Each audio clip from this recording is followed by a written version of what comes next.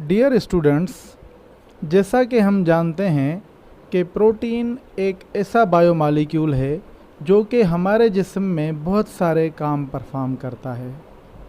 हम यहाँ पर कुछ एग्जांपल्स देखेंगे जो प्रोटीन के वाइटल फंक्शंस को वाज़े करेंगे। मिसाल के तौर पर एंजाइम्स जो हमारी बॉडी में मेटाबॉलिक फंक्शंस करवाती हैं वो प्रोटीन की बनी होती हैं। हमारे जिस्म के मसल्स में एक्टिन और मायोसिन प्रोटीन मौजूद होती हैं जो लोकोमोशन और मूवमेंट करवाती हैं, और जो एंटीबॉडीज़ हमारे इम्यून सिस्टम में काम करती हैं वो भी प्रोटीन की बनी होती हैं। प्रोटीन्स खुद एक कॉम्प्लेक्स मॉलिक्यूल होता है जो कि सिंपलर यूनिट्स अमाइनो एसिड से मिलकर बनता है। 20 किस्म के मुख्तलिफ अमाइनो एसिड्स मुख्तलिफ किस्म के प्रोटीन बनाती हैं। कुछ अमाइनो एसिड्स हमारी बॉडी खुद बनाती है जिनको नॉन एसेंशियल अमाइनो एसिड्स कहा जाता है, और कुछ अमाइनो एसिड्स हमारी खुराक में मौजूद होते हैं जिनको एसेंशियल अमाइनो एसिड्स कहा जाता है। अब हमारी रोज़मर्रा की खुराक में मुख्तलिफ़ किस्म की प्रोटीन्स शामिल होती हैं, लेकिन वो डायरेक्टली हमारे जिस्म में काम नहीं करती, क्योंकि हर एक जानदार की प्रोटीन उसके अपने जेनेटिक कोड के मुताबिक होनी चाहिए। इसलिए हमारे खुराक में शामिल प्रोटीन्स पहले डाइजेशन के प्रोसेस की मदद से अमाइनो एसिड्स में टूटती हैं, और फिर वो अमाइनो एसिड दोबारा से रीअरेंज होकर प्रोटीन में तब्दील हो जाती हैं। प्रोटीन सिंथेसिस का सारा प्रोसेस हमारे सेल्स के अंदर होता है। अब हम चलते हैं प्रोटीन सिंथेसिस के प्रोसेस की तरफ। हमारे जिस्म में मौजूद सेल्स में प्रोटीन्स बनाने की इंफॉर्मेशन सेल के डीएनए में मौजूद जीन्स के अंदर होती है। जीन न्यूक्लियोटाइड पर मुश्तमिल होती हैं जो कि आरएनए को बनाती हैं। डीएनए में मौजूद जीन के दो हिस्से होते हैं, एक को प्रोमोटर रीजन और दूसरे हिस्से को टर्मिनेटर रीजन कहा जाता है।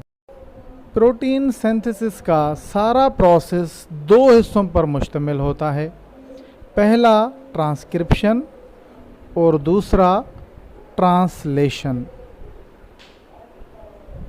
यूकेरियोटिक सेल्स में ट्रांसक्रिप्शन न्यूक्लियस के अंदर होती है, जिसके दौरान डीएनए टेम्पलेट पर मैसेंजर आरएनए बनता है। उसके बाद साइटोप्लाज्म में ट्रांसलेशन का प्रोसेस होता है, जिस दौरान मैसेंजर आरएनए में मौजूद इंफॉर्मेशन को डिकोड करके पॉलीपेप्टाइड चेन्स बनाई जाती हैं।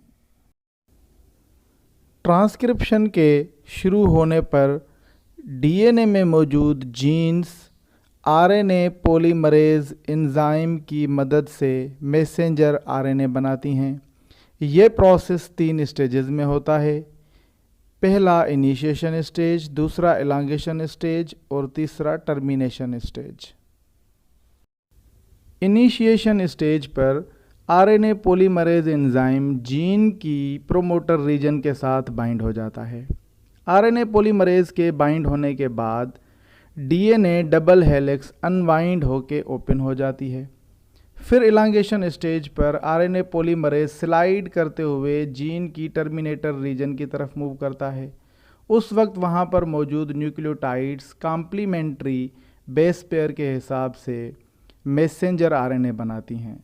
जब आरएनए पॉलीमरेज टर्मिनेटर रीजन पर पहुँच जाता है, वहाँ पर मैसेंजर आरएनए की ट्रांसक्रिप्ट मुकम्मल हो जाती है। अब आरएनए पॉलीमरेज, डीएनए स्ट्रैंड और मैसेंजर आरएनए ट्रांसक्रिप्ट एक दूसरे से अलग हो जाते हैं। ट्रांसक्रिप्शन के प्रोसेस में जो मैसेंजर आरएनए स्ट्रैंड बनती है वो दो हिस्सों पर मुश्तमिल होती है। एक हिस्से को एक्सॉन कहा जाता है जो कि कोड करती है प्रोटीन के लिए, और दूसरे हिस्से को इंट्रॉन कहा जाता है जो किसी भी प्रोटीन के लिए कोड नहीं करती।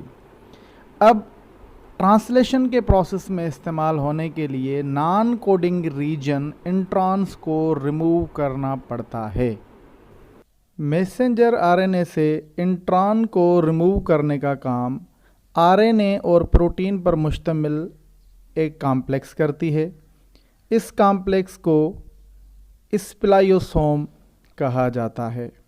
इंट्रॉन्स के रिमूव होने के बाद एक मैच्योर मैसेंजर आरएनए स्ट्रैंड तैयार हो जाती है और वो स्ट्रैंड न्यूक्लियस से बाहर निकलकर साइटोप्लाज्म की तरफ मूव करने लगती है ट्रांसलेट होने के लिए। मैसेंजर आरएनए में कोडेड इंफॉर्मेशन को प्रोटीन में तब्दील करने के लिए नाइट्रोजन बेसिस पर मुश्तमिल 3 लेटर्स होते हैं। इनको कोडान कहा जाता है। जेनेटिक कोड ए से 64 कोडान्स पर मुश्तमिल होता है और ये 64 कोडान्स 20 किस्म के मुख्तलिफ अमाइनो एसिड्स के लिए कोड रखते हैं। 64 कोडान में से 4 स्पेशल कोडान होते हैं, एक स्टार्ट कोडान होता है जबकि 3 स्टॉप कोडान होते हैं।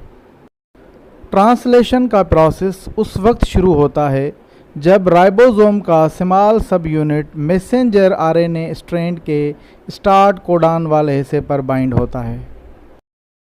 इसी वक्त साइटोप्लाज्म में मौजूद ख़ास किस्म के आरएनए मॉलिक्यूल जिनको ट्रांसफ़र आरएनए कहा जाता है वो अमाइनो एसिड को लेकर राइबोसोम की तरफ आते हैं। हर एक अमाइनो एसिड के किस्म की पहचान ट्रांसफ़र आरएनए में मौजूद एंटीकोडान सीक्वेंस से होती है। जैसे ही ट्रांसफ़र आरएनए का मॉलिक्यूल अमाइनो एसिड्स को लेकर मैसेंजर आरएनए पर पहुंचता है तो वहां पर मैसेंजर आरएनए की कोडान और ट्रांसफ़र आरएनए की एंटीकोडान के दरमियान कॉम्प्लीमेंट्री बेस पेयरिंग हो जाती है। इस ही पॉइंट पर ट्रांसफ़र आरएनए को इनिशिएटर ट्रांसफ़र आरएनए कहा जाता है और राइबोसोम का लार्ज यूनिट स्मॉल यूनिट के साथ मिल जाता है। अब इस कॉम्प्लेक्स को ट्रांसलेशन कॉम्प्लेक्स का नाम दिया जाता है। राइबोसोम के लार्ज सब यूनिट वाले हिस्से पर 3 रीजन्स होती हैं जिनको ई, पी और ए कहा जाता है। ट्रांसफ़र आरएनए के बहुत सारे मॉलिक्यूल्स मुख्तलिफ़ किस्म के अमाइनो एसिड्स को लेकर कोडान और एंटीकोडान रूल के तहत ट्रांसलेशन कॉम्प्लेक्स पर अटैच होते हैं।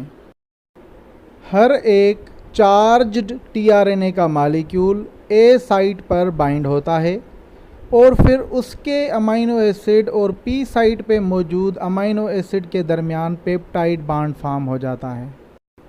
अब कॉम्प्लेक्स एक स्टेप आगे की तरफ स्लाइड कर जाता है जहां पर अनचार्ज्ड टीआरएनए मॉलिक्यूल ई साइट पे बाहर निकल जाता है और ए साइट दोबारा नए टीआरएनए को अटैच करने के लिए ओपन हो जाती है। कॉम्प्लेक्स स्लाइडिंग स्टॉप कोडान के आने तक इसी तरह से जारी रहती है। स्टॉप कोडान पर रिलीज फैक्टर आकर अटैच होता है और पॉलीपेप्टाइड चेन कॉम्प्लेक्स से रिलीज़ हो जाती है। इस पॉइंट पर पूरा ट्रांसलेशन कॉम्प्लेक्स टूटकर अलग हो जाता है लेकिन वो नेक्स्ट प्रोटीन सिंथेसिस के लिए फिर से रीअरेंज हो सकता है। अब ये पॉलीपेप्टाइड चेन मुख्तलिफ़ किस्म के प्रोटीन्स में कन्वर्ट होने के लिए मॉडिफिकेशन के प्रोसेस से गुज़रती है और मॉडिफिकेशन के ये प्रोसेस सेल के मुख्तलिफ़ हिस्सों में होते हैं।